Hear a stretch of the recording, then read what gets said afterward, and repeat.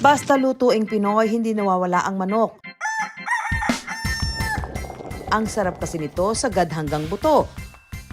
Mapa-adobo, tinola, inasal, lahat pasok sa banga. Sa manok, walang tapon mula ulo hanggang paa. Mapapalong, dugo, bitukak, kukok. Kahit puwet ng manok, sisimutin niya ni Juan. Kaya ngayong gabi, mga kakaibang pakulo sa luto ng manok. Ihahain na namin sa inyong mesa. I wonder, may luto ba sa manok na hindi papatok? Ang alak hindi lang daw pang shot puno ni Juan. Pwede rin itong lasingin sa sarap ang manok. Nilasing na manok? Hindi ba yan kwentong lasing lang? Pulutan na pang ulam. Kinulob ang manok para walang kawala ang sarap. Pero ang gamit lang sa pagluluto, lata ng biskwit. Ang kinulob na manok, may hugot din daw nung panahon ng digmaan. Ang manok naman na ipinagmamalaki ng mga kahuander nating Bisaya, ang bisnok o Bisayang manok. Nakaugat na raw sa ating kasaysayan ang katutubong sarap nito. Sa sabong, sa pula o sa puti ang ginian. Pero sa kusina, kulay puting laman ng manok o yung bang maitim ang mas malasa. Magkakaalaman na kung sino ang tunay na kampiyon sa pasarapan. Abangan yan sa pagbabalik ng I Want. Ang simpleng kainan, pag sinabayan ng kwentuhan, lumalalim ang gabi, lumulutong ang tawanan. At madalas na uuwi sa inuman. Cheers!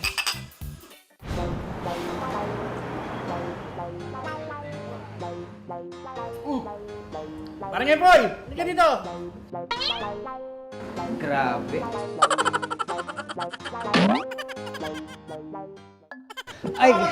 Ay, siyempre sa ilalim ng mesa. Bakit naman sa portal? Ampay! Ay, paring Empoy. Mga pare, meron pa ba kayong ibang pulutan dyan? Ha? Pulutan. Yung masarap. Yung masarap, siyempre. Pangmayaman. Oo, kahit saan. Kahit ano. Sagot ko yan, pare. Sige. Sige. Kunin ko. Wag mo kunin. Next week na. Nilasing na manok.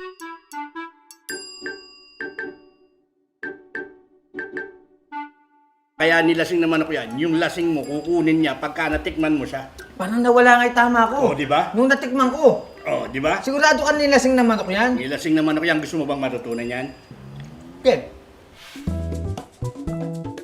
Pero kung akala nyo ang tumatagay lang, ang nalalasing si Shot Puno, think again mga ka-wonder.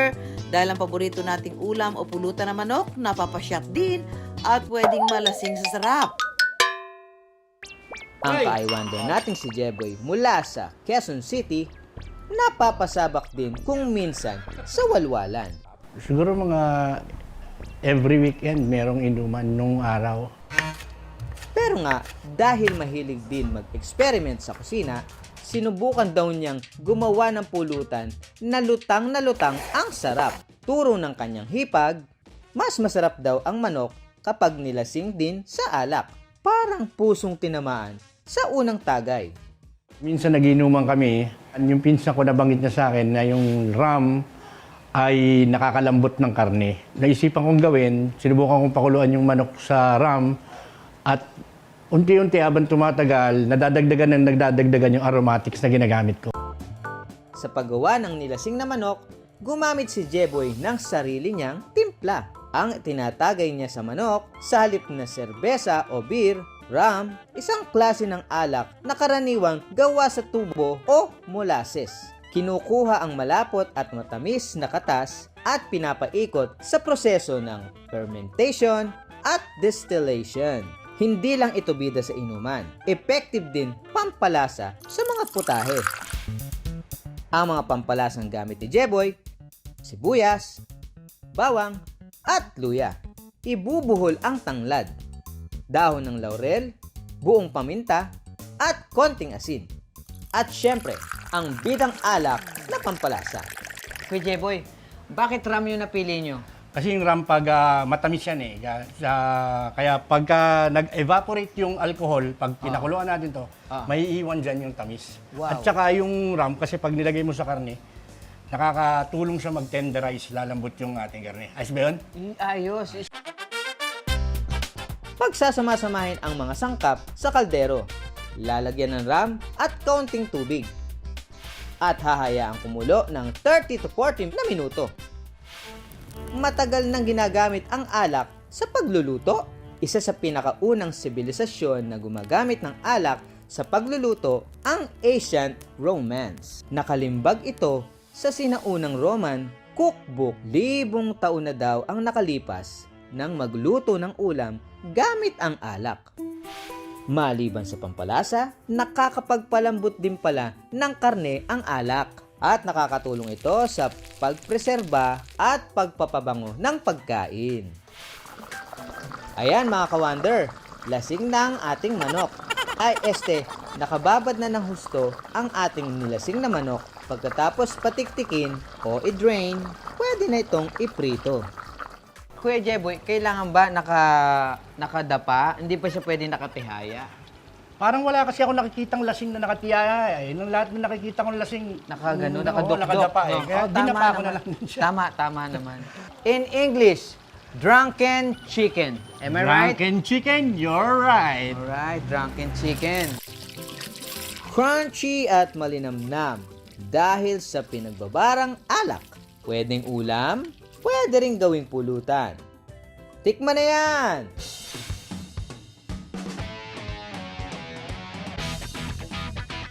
Grabe.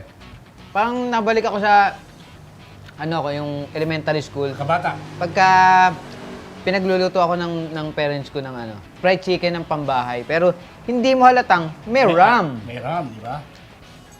Sarap! Lasang chicken po. Lasang chicken! Okay. Masarap po. Parang ngayon ko lang po siya natikman.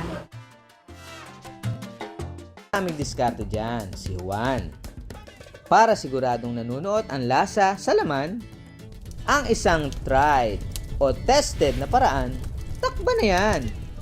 May takip na palayok, kawayan, o kahit simpleng dahon. Basta makulong ang init at lasa. Pero para sa ka-wonder nating si June, chicken na chicken lang daw ang pagluluto niya ng pambatong putahe ng manok na ikinukulong lang niya sa lata. Natutunan ko po itong kinulob na manok dito lang din sa mga nagsasaka dito, na mga tawag nila mga ortelano. So kapag nagluluto sila ng manok, ginaya ko na lang. Mas masarap kasi yung kinulob niya, malalasa mo yung smoky chicken, parang ganon. Sa 5 taong pagbablog ni Kuya June, iba't ibang proseso na ng pagluluto ang kanyang nasubukan. Pero ang pinakakakaiba daw, ang paraan ng pagluluto ng kanyang specialty na manok na tinakluban. Tok, tok, tok! Tao po! Hello po! Hello po! Naamoy ko kasi from afar yung chicken! Maganda yung pagkakaihaw dito ng manok ah. Hindi po inihaw yan. Gusto niyo po malaman kung paano natin niluto to? Gusto kong malaman kung paano mo niluto yan. Tara. Sa paghahanda, para lang din daw nag-iihaw. Dapat po dinidigdig po ng ganito para yung Lasa. yung lasa, yung aroma niya pumasok po sa katawan ng manok. Ipalaman ang mga pampalasa. Kapag natimplahan na ang mga manok, bahagyang imamasahe para mas kumapit ang lasa. Sasapinan lang ito ng dahon ng saging na nakapatong sa lupa. Saka ito tatakloban ng kwadradong lata ng biskwit. This is my first time na maka-experience ng ganitong pagkakataon. Magluto sa lata. Nako. Mostly mga ilang araw yan. Mga 25-30 minutes po. Kung titignan din natin, nung panahon ng himagsikan, ay nagkaroon din ng presensya itong kinulob na ito sa pamamagitan naman na ang manok ay nakabalot sa sahan ng saging at ito yung kinakain ng ating mga revolusyonaryo. Noong panahon kasi ng pananakop sa bayan ni Juan, malaki daw ang naging papel ng pagkukulob bilang pagluluto. Hindi lang para sa sarap para din sa kaligtasan. Para hindi daw maamoy ng mga mananakop. Kinukulob ang pagkain para hindi sumingaw ang bango. At pati usok, binabantayan. Baka luto na ang manok namin ni Kuya Jun Ayun, nakatihaya. Hindi naman sunog yan, ganyan talaga. So yung ilalim niyan ay ang hindi pa luto. 20 minuto at luto na ang kalahating bahagi ng manok. Babalik ta rin ito para maluto ang kabilang bahagi. And after 15 minutes, pwede na ulit silipin ang manok. Dahil mukhang basic na basic ang pagkukulob, Kuya Jun, let me handle this one. Kaya ko kaya magtinikling? 1, 2, 3. Wait na.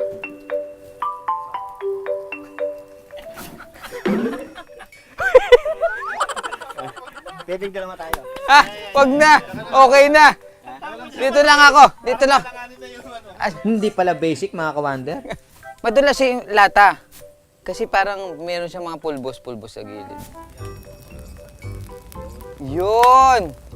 O, di ba luto na? Bango! Bango. Bango. Kain na! Siyempre pa. It's Tiki Man time, mga ka-wonder! Lasa siyang, lasang usok na masarap. Sa kinulog kasi na pagluluto, ini-expect natin na yung init ay mas mataas pa sa at least 74 degrees Celsius na sapat na para makaluto ng karne ng manok. Pero ang pinaka-consideration din, siguraduhin natin na naluluto talaga yung pinakaloob ng manok. Wait! Hindi pwedeng ako lang ang makakatikim ng special kinulog ni Kuya Jun. Siyempre pa, Mami Sue, this one's for you. So, kita natin, luto naman siya. Tikman natin. Pareho lang naman siya yung inihaw at saka yung kinulob. Ito, merong smoky flavor ka na malalasa. Kapag nga naman usapin ng pagluluto, hindi nawawala ng pakulo si Juan. Pero ang mga bagay na inaakalang simple o diskarte lang, may malaki palang ambag sa pakikibaka para sa ating.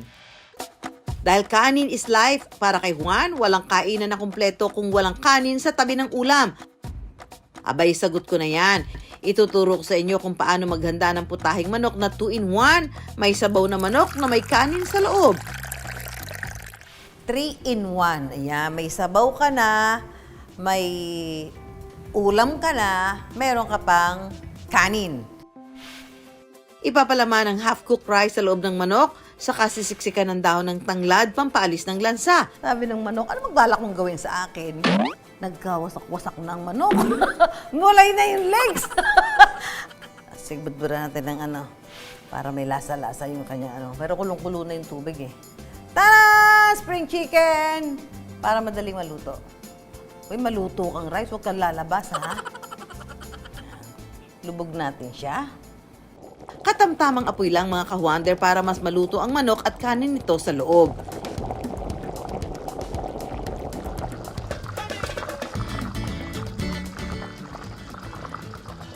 Gawin niyo sa mga bahay niyo, masarap po talaga siya. Tiki man na!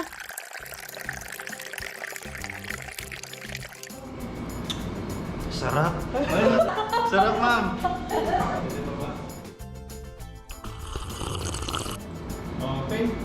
Marami sa atin ang kumakain talaga ng manok on a regular basis. Wala naman siya talagang limitation. Kung hindi maluluto ng maayos ang manok, pwede magkaroon tayo ng salmonella.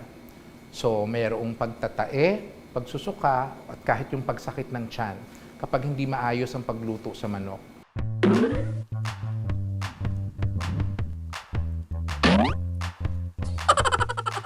Nasa dugo na ni Juan ang pagkain ng manok. Sa dami ng paraan ng pagluluto nito, tiyak na di pagsasawaan. At tunayan, may mga luto pa sa manok na nakatala na rin sa mga pahina ng ating kasaysayan.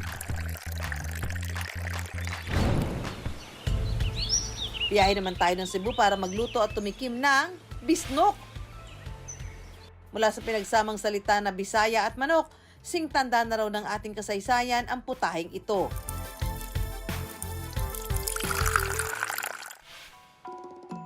Sa aklat ng manlalakbay na si Antonio Figafetta, ikinuwento niya kung paano sila dumating kasama ng grupo ni Ferdinand Magellan sa ating pulutong ng mga isla noong Marso 1521. Magiliw silang sinalubong ng mga katutubo at pinakain pa ng manok. Pinaniniwalaang ang putahe na yon walang iba kundi ang bisnok. Dahil culinary pride ng Cebu ang bisnok, bilang pagpapahalaga at pagpapanatili sa kanilang kultura at tradisyon, ipinagdiriwang din ng mga Cebuano ang Bisnok Festival tuwing Oktubre. Kasama sa nagpapatuloy sa tradisyonal na pagluluto ng manok, ang 76 na taong karinderya sa Cebu na Empiang's Inasal Manok Bisaya. Ang Impiang Sinasal Manok Bisaya, nagsugod siya sukad sa 1949. Gikan pa sa lola sa akong mama nga si Olympia Katingan. Pagmamalaki ni Irish, kada araw, 1 hanggang 300 native na manok ang kanilang naibebenta. Gikan sa una hangtod karon wala jud na usab ang among mga lamas nga among gigamit para sa among inasal manok. So nagpabilin ang iyahang lami.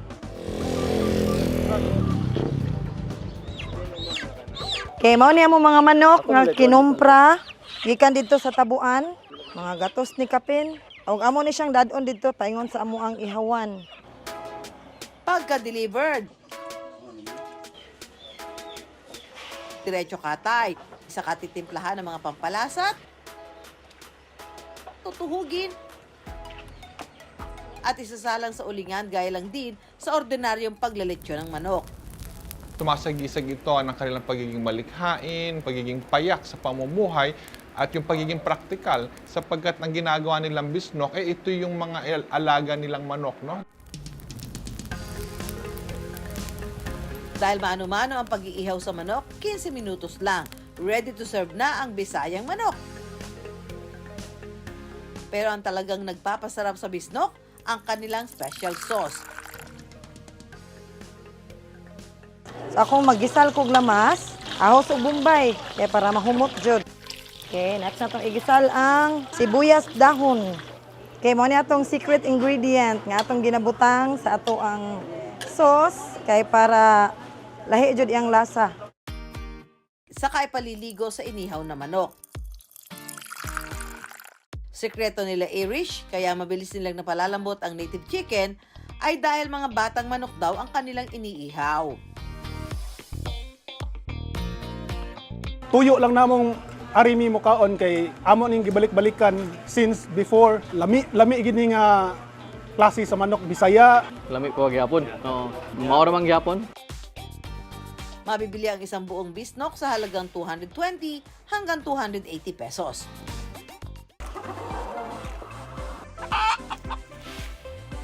Ang manok minsan alaga, madalas ulam. Pinagkakakitaan, buhay man o luto na. Sa dami ng lahi at klase ng manok, kanya-kanyang pili kung alin ang best chicken in town. Ang ka-wonder natin si Ron mula Victoria, Tarlac, 10 taon na raw nag-aalaga ng iba't ibang klase ng manok. Simula nung bata ako, mahilig na ako sa manok. Marami po akong nakikita iba't ibang klase ng manok, kaya nahook na rin ako mag-alaga. Mula sa karaniwang lahi gaya ng native chicken, Rhode Island at DeKalb chicken, hanggang exotic species, chicken at chicken lang daw kay Ron alagaan. Hanggang sa naisipan kong gawing business na lang, kaya naging breeder na rin ako. Yung hobby ko, ginawa ko na rin business, source of income. Isa sa kanyang paboritong alaga, ang Chinese silky chicken na kakaiba ang itsura. Ang lahi kasi nito na mula sa China, kulay itim ang laman mula ulo hanggang paa. Sa halagang 800 hanggang 1,500 pesos, makakabili ka na raw ng Chinese silky chicken. Bukod tangi po yung Chinese silky sa ibang manok dahil sila lang po yung may malambot at buhaghag na balahibo. Sa likod ng malambot na balahibo ng silky, nakakubli doon yung maitim na laman. At kakaiba sa silky, sila lang yung may 5 daliri sa paa. Napakaganda po alagaan ng Chinese silky dahil napakabilis pong paramihin. Pero hindi lang daw ago eksena sa itsura ang Chinese silky chicken, pati na rin sa lasa. Mas malinamnam ang karne ng Chinese silky kumpara sa ibang breed ng manok. Ngunit mas maliit na hamak ang karne nito. Ang average sa timbang lang po nito ay mahigit 1 kilo lang po ang bawat isa. Pero para sa mga Chino, ang Chinese silky chicken, the best gawing traditional herbal soup. Mainam daw para sa mga anemic, katatapos lang manganak, at mga taong stressed at mababa ang enerhiya. Silky black chicken, we use it as a dietary dish. It's more on replenishing our body fluid, essence, and also blood. Okay. And often, we use it with additional herbal ingredients para mas effective. Andito po tayo ngayon mga ka-wonder at tuturuan ko po kayo magluto ng version namin mga taga Victoria Tarlac ng tinolang silky chicken. Pagkatapos natin igisa ang ating mga pampalasa, sunod nating isangkot sa o igisa ang ating black chicken.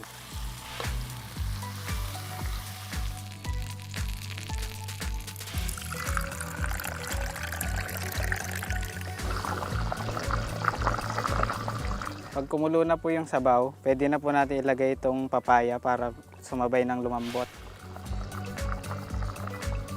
Sunod na rin po natin itong tanglad. Ilagay na po natin malunggay pag malambot na yung papaya. So ito na po mga ka-wonder ang finished product natin. Luto na po ang ating tinolang Chinese silky.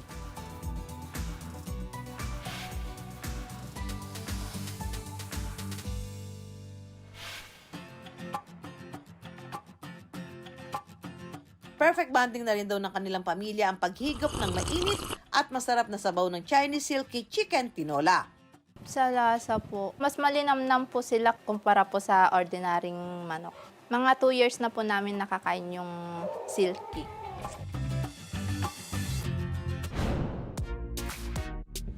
Ang manok hindi na mawawala sa hapag ni Juan.